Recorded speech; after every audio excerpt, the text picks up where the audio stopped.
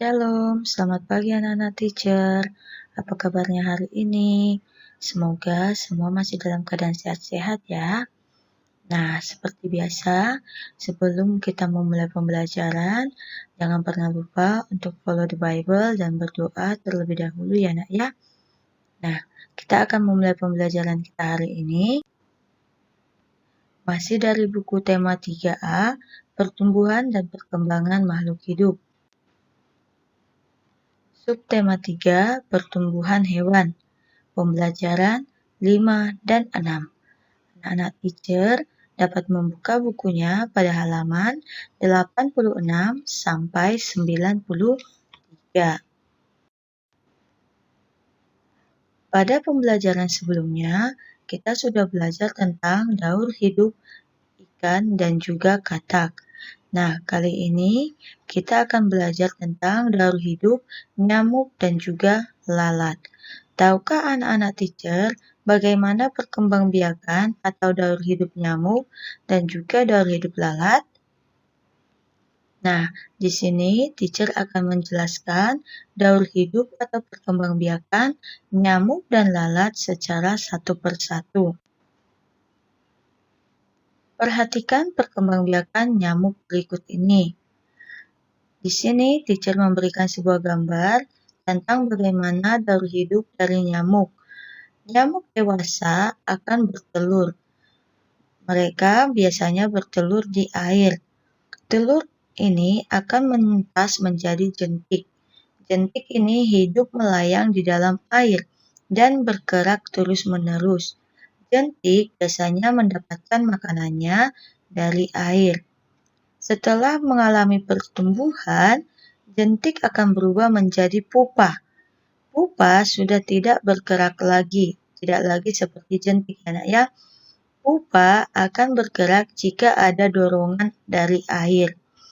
Nah, tidak lama kemudian, pupa akan berubah kembali menjadi nyamuk dewasa.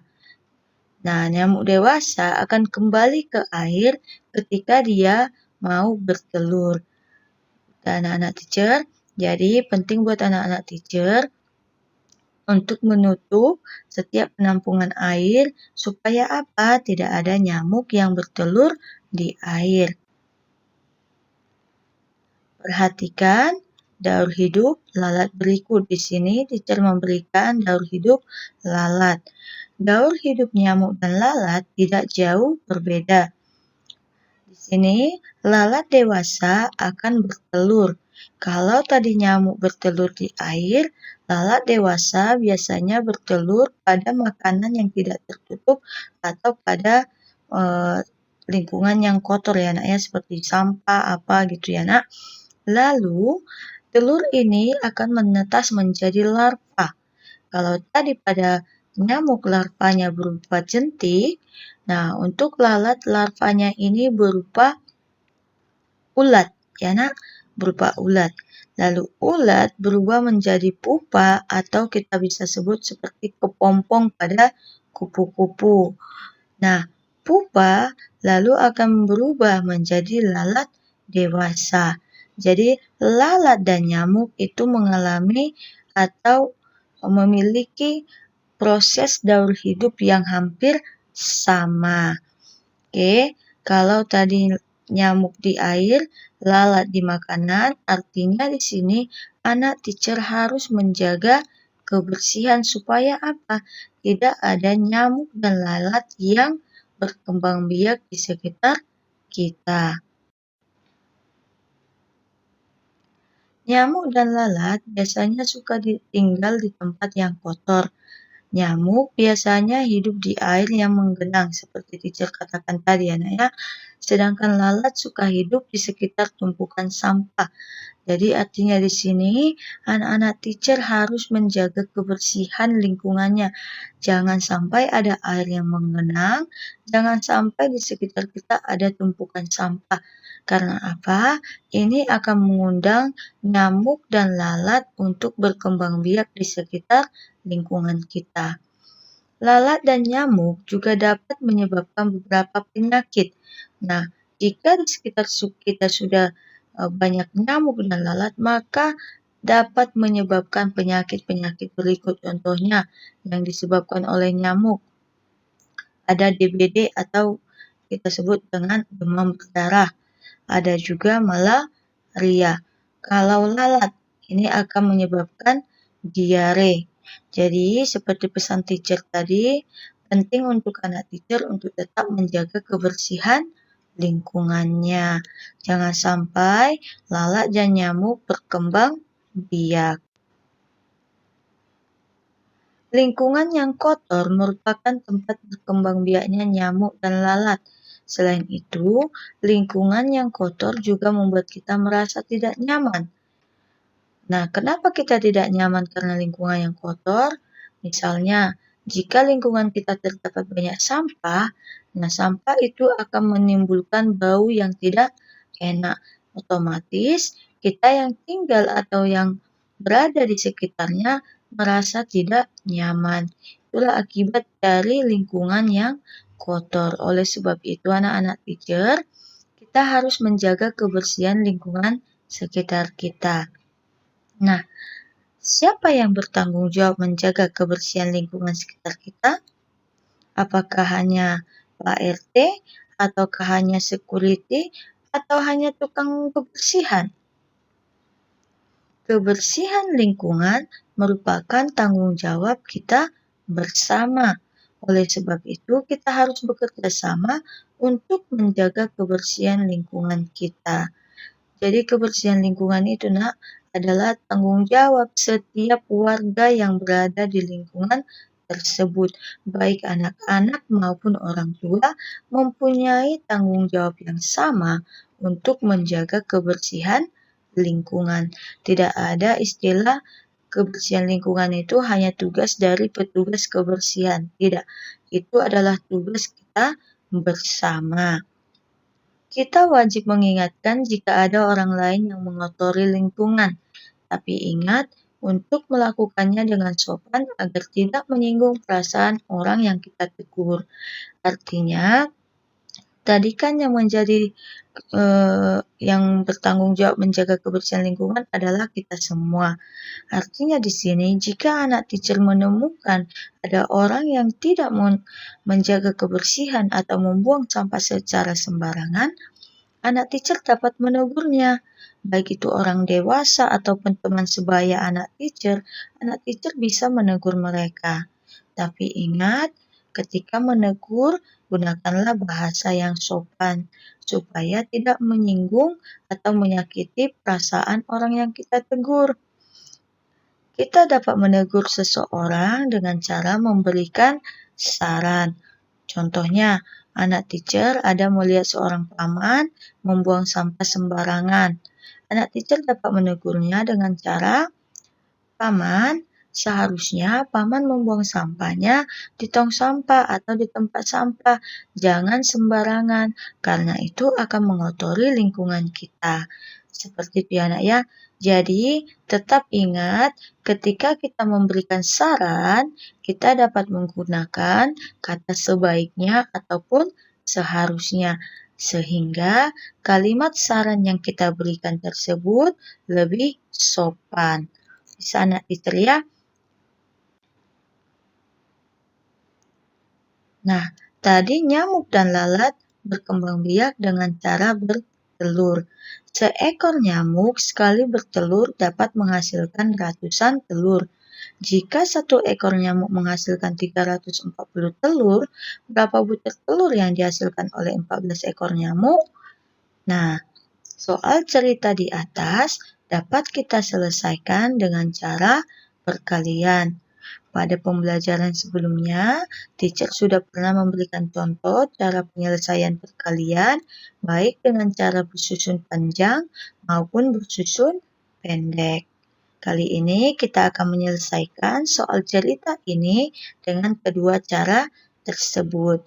Teacher harap anak teacher memperhatikannya baik-baik anak ya, supaya dapat paham bagaimana menyelesaikan perkaliannya. Penyelesaian yang pertama kita gunakan bersusun panjang. Bersusun panjang, ingat kita memisahkan setiap bilangannya. lalu mengalikannya dengan bilangan pengali. Jadi kita pisahkan dulu, kita buat 340 dikali 14, kita tarik garis dan berikan tanda silang atau tanda kali. Setelah itu kita kalikan dulu satuan dengan satuan. Satuan pada bilangan 340 adalah 0. Nah, bilangan 340 ini kita kalikan dengan satuan pada bilangan 14. Jadi kita selesaikan dulu tugas si 4, yaitu 4 ini kita kalikan dengan semua bilangan yang ada di atas. Yang pertama, 0 dikali 4 sama dengan 0. Ingat anak-anak teacher, setiap bilangan yang dikalikan dengan 0, hasilnya adalah 0. Baik itu 100 dikali 0, 200 dikali 0, atau 1000 dikali 0, tetap hasilnya 0. Jadi 0 dikali 4 sama dengan 0, kita letakkan 0-nya tepat di bawah angka 4. Setelah itu, kita kalikan dengan puluhan. 4 puluhan pada bilangan 340. 40 dikali 4 sama dengan 160. 160 kita letakkan di bawah bilangan yang tadi yang 0 ya nak ya. Nah, selanjutnya ratusan. Yang mana ratusannya? 300 dikali 4 sama dengan 1200. Kita letakkan ini di bawah 160. Ingat peletakannya harus sesuai satuan dengan satuan, puluhan dengan puluhan, ratusan dengan ratusan, ribuan dengan ribuan. Nah, di sini tugas si 4 sudah selesai. Dia sudah dikalikan dengan 0, dengan 4 puluhan, dengan 3 ratusan. Sekarang kita kalikan tugas si 1. 1 ini adalah puluhan. Ya, nilai tempatnya ada puluhan. Berarti kita buat kali 10. Berarti 0 dikali 10 sama dengan 0, 0. Kita sengaja buat 2 nolnya ya nak, karena ini puluhan. Kita letakkan, lalu kita kalikan lagi puluhan dengan 10. 40 dikali 10 sama dengan 400. Kita letakkan kembali di bawah 00. Dan yang terakhir, ratusannya. 300 dikali 10 sama dengan 3000. Nah, di sini tugas si 1 sudah selesai juga. Kita tinggal menambahkannya. Tarik garis dan berikan tanda tambah. Kita hitung semua dari satuan, puluhan, ratusan, dan ribuan. Maka dapatlah hasilnya 4760. Jadi inilah cara bersusun panjangnya. Sekarang kita lihat bersusun pendeknya. Bersusun pendeknya 340 dikali 14. Kita tarik garis, jangan lupa berikan tanda kali. Kita kalikan dulu seperti sama dengan bersusun panjang. Selesaikan dulu tugas si 4 pada bilangan 14. Kita kalikan 0 dikali 4 sama dengan 0. Tuliskan di situ di bawahnya. Baru 4 dikali 4 sama dengan 16. Nah, ini kita tidak tuliskan 16 secara langsung ya nak ya. Tapi di bersusun pendek kita menggunakan menyimpan. Jadi 4 dikali 4 adalah 16. Kita tulis 6 dan satunya kita simpan di atas 3. Nih, satunya kita simpan di atas 3 ya nak. Setelah itu, kita kalikan 3 kali 4 sama dengan 12. 12 ini kita tambahkan dengan 1 yang kita simpan tadi, lalu dapatlah hasilnya 13. Nah, di sini tugas si 4 sudah selesai.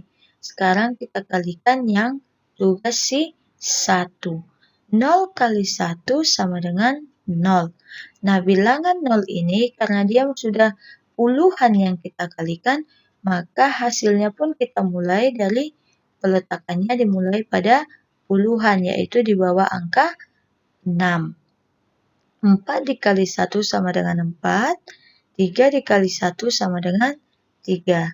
Setelah itu kita jumlahkan, dapatlah hasilnya 4760.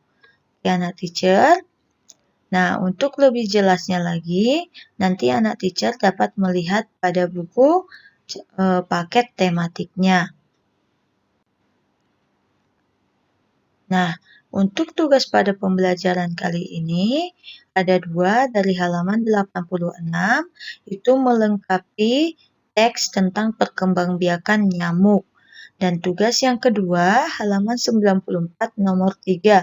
Ingat ya nak ya, hanya nomor 3. Jadi tidak perlu dikerjakan yang lainnya, hanya nomor 3 saja. Yang tugas halaman 94 ini dikerjakan di buku latihan tematik. Oke, bisa nak teacher ya, kalau halaman 86 langsung aja di buku tematiknya nak, karena itu melengkapi teks. Oke anak teacher, sekian pembelajaran kita untuk hari ini. Terima kasih buat anak teacher yang sudah menonton videonya sampai selesai. Tuhan Yesus memberkati.